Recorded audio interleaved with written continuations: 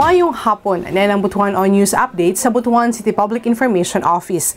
Gilang outstanding sanggunian ang sangguniang panlungsod sa Butuan sa natigayong 2023 Local Legislative Award Regional Awarding Ceremony sa Grand Palace Hotel and Convention. Kinisubay na sa highly urbanized cities category. Gidawat mismo ni Butuan City Vice Mayor Lawrence Fortun ang award uban sa mga SP members o City DILG Director Charissa Guerta. Subay niini nagpasalamat si Vice Mayor Fortun kan DILG Director Maria Lucela Lucino, Regional Chairman VMLP Caraga Eric Ray Shohan, ug sa tanang nagpaluyo sa programa. Usa sa napiling finalist ang Butuan City Sanggunian para sa national competition.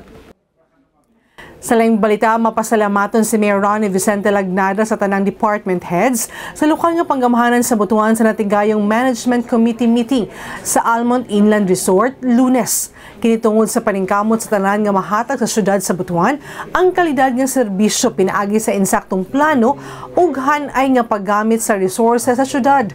Atol sa Mancom, sorpresang may pahanungod og tribute ang lokal nga panggamahanan kang City Budget Officer Armando Perez Sr. nga moretero na human sa 35 katuig nga panerbisyo sa LGU Butuan. Subay niini may paabot sab sa dakong pasalamat si Mayor Lagnada, City Councilor Ray Dishata ug mga kauban sa CGB sa kontribusyon, dedikasyon ug dunay kredibilidad nga pagdumala ni Perez sa pinansyal ug resources sa lokal nga panggamhanan sa Butuan. Ug mga updates ng adlaw alang sa mga updates, follow the Like official Facebook page, TikTok, Instagram ug Twitter account ug subscribe sa YouTube channel sa Butuan City Public Information Office. 32 days na lang, Pasko na. Ako si Charmaine Awitan, daghang salamat.